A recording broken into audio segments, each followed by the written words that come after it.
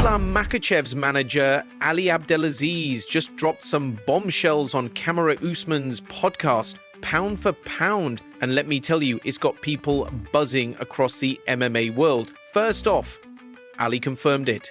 Islam Makhachev is officially set to fight Della Maddalena. The fight is happening in New York. It's locked in, signed, sealed, and delivered. But hold on.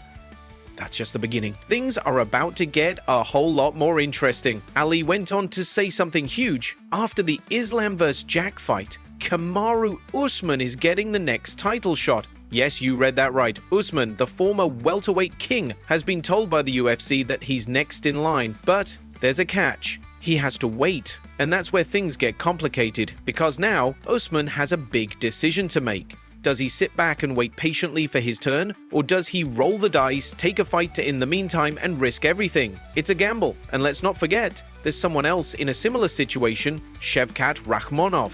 Shavkat has already said he's willing to wait for his shot at the title. But that wait is starting to feel long. Too long. Some fans are comparing it to the trap Arman Tsarukyan fell into. Pulled from a big fight, stuck waiting, and now silence. So now all eyes are on Usman. Will he trust the UFC to keep their word, or will he take a fight and risk losing everything? Is Kamaru Usman willing to wait a year? Because it's a year. That's the question. How do you feel about it? Do you think, will you be in Abu Dhabi? Is more likely will they probably going to fight? Are you going to be at that fight? Are you scoping things out? Well, I don't know what, the this fight's fight is not going to be in Abu Dhabi. I don't know where Makhachev is not going to be in Abu Dhabi. I don't know where the fight's going to take place yet, but I think it will take I can tell you, it will take a place in the US. Really? Okay. In a big arena, one of the biggest arena on the planet. Okay, my thing is, you're right. I don't know.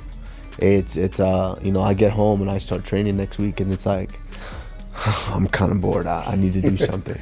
And so that might change, or it might be, okay, I'm not. And that's what I would say. And you and I both agree, in the last couple of years, I've been more honest with myself as far as if I'm ready or not, if I feel confident and able. Now let's talk about Ilia Topuria. And man, he went off. He absolutely unloaded on Islam Makhachev, calling him the most two-faced person he's ever dealt with. And here's the wild part. Just a few weeks ago, Ilia was respectful. He said he understood Islam's dream of becoming a double champion. He respected the goal. But now, he's done being polite. Ilia flipped the whole script. He's calling Islam a coward, accusing him of ducking the exact same opportunity that he himself is chasing. Let's break it down. Ilia says Islam refused to fight him at lightweight. Why? Because Ilia was too small. That's what Islam said. And now Islam's the one moving up. He wants to chase another belt. He's literally begging for the exact same opportunity he denied to Ilia. In an interview with Alvaro Canero, Ilia didn't hold back. Here's what he said, and it was translated into English. Islam is the most two-faced person I've ever come across. He refused to fight me because I was too small. Now he's the one moving up begging for the exact same opportunity he denied me. Ali should be grateful I didn't ruin his golden boy. That was the fight the world wanted. I gave them every reason to say yes, but they turned and ran like cowards. He went on to say, and now people ask why I'm not chasing him at welterweight. I don't waste my time on runners. If someone's scared to face me, I won't chase them. I'll just move on. And that raises the next big question. Where's Ilia going next? Well, it's starting to look like Paddy Pimblett might be the one. Yep, that matchup is heating up, with Dana White already ruling out guys like Gaethje and Tsarukyan, and Paddy publicly pushing for a big-time fight against Ilia. Things are lining up.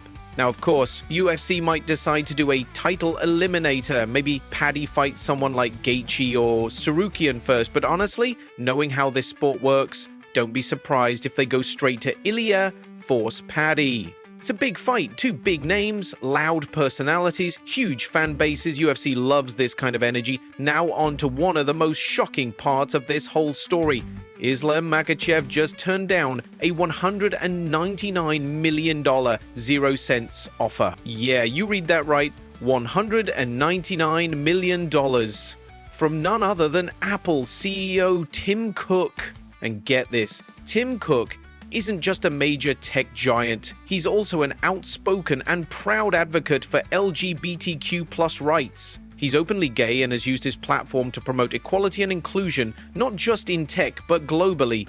So what was this offer about? According to reports from Russian media, including MMA Brotherhood and RF News, Tim Cook wanted Islam to take part in a major video campaign promoting the LGBTQ+ community. And Islam? He didn't even think twice. He flat out said no. When he was asked about it later, Islam's answer was short and powerful. "My religion paves my path, not the money." That quote hit hard across the MMA world, especially in Russia, because while Islam's response wasn't necessarily surprising given his deep-rooted religious beliefs, the size of the offer and the source of it made it huge news. Think about it, almost $200 million, 0 cents, for one of the most powerful men in tech, and Islam just walked away. That tells you a lot about who he is. Whether you agree or not, Islam's standing firm on what he believes in. No amount of money can sway him. That's rare these days. Now let's talk about someone who's getting more and more frustrated. Max Holloway. Max is starting to feel like the UFC's ranking system just doesn't make sense. Here's the thing, both Charles Oliveira and Justin Gaethje are ranked ahead of him, but Max? He's beaten them both, and not just scraped by, he finished them. From Max's perspective, it doesn't add up. He's confused, frustrated, and with his upcoming fight against Dustin Poirier just around the corner, the pressure is mounting. Max knows what's at stake. This fight means everything. He's about to crash Poirier's farewell party, and he knows it. But he's ready, fully focused, all in. And let's be honest, this fight could be a make or break moment for Max's entire career. If he loses, well, it's going to be hard to argue against the idea that he's on the decline. 2 divisions, 2 tough losses, and the road back to the top gets blurry. But if he wins, everything changes. Suddenly, Max will have huge wins over Gaethje and Dustin, 2 monsters at lightweight, and just like that, the title talk starts heating up again. Fans will believe the Blessed Express might be rolling again. This isn't just about rankings, it's about relevance at the very top of the sport. Glad I'm at 55 now. We can stir up the rankings right now. It's a lot of people keep saying there's a way to the title. You know, I have a history with the champion. I have a history with the man who just fought the champion. So you caused me to pull them up now, and yeah, that top 6 at lightweight is crazy. You're ahead of Dustin and Justin and Charles Oliveira ahead of you, and you have wins over both of them. So it doesn't really make sense, but here we are. You'll have the chance to change it up in a few days here, Max. For sure. You're going to be the first to attempt to, or I guess Justin tried to defend that BMF belt, but if you win here, you'll be the first to successfully do it. Is that like a thought going into your mind with the BMF? Did you think they would bring it back for this fight after the last one, or what was your thoughts when they mentioned all that? I mean, not really, you know, it is what it is. It's another fight.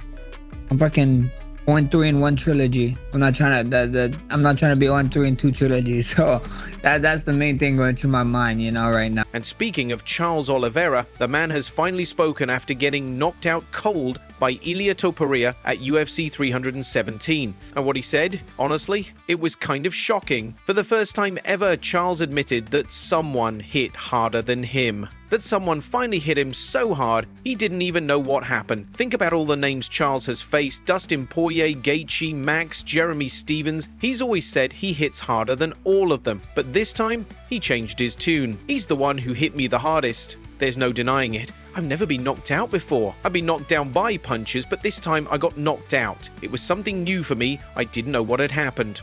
That's a powerful admission from a guy like Charles. But make no mistake, Do Bronx isn't done. In that same interview, he laid out his plans. He wants back in. And, more than that, he wants a rematch with Max Holloway, and he wants it before the end of the year. He's targeting November. He said it makes perfect sense. He fought in June. Max is fighting in July. The timeline lines up, and according to Charles, Max is down too, so why not? Why not run it back? Imagine it. Holloway versus Oliveira 2. No belts on the line, just two of the flashiest, most exciting fighters in MMA history going at it. Still dangerous, still hungry, and still with something to prove. Would you watch Holloway versus Oliveira 2 later this year? Let us know your thoughts. And don't forget, like, comment, and subscribe for your daily dose of MMA news.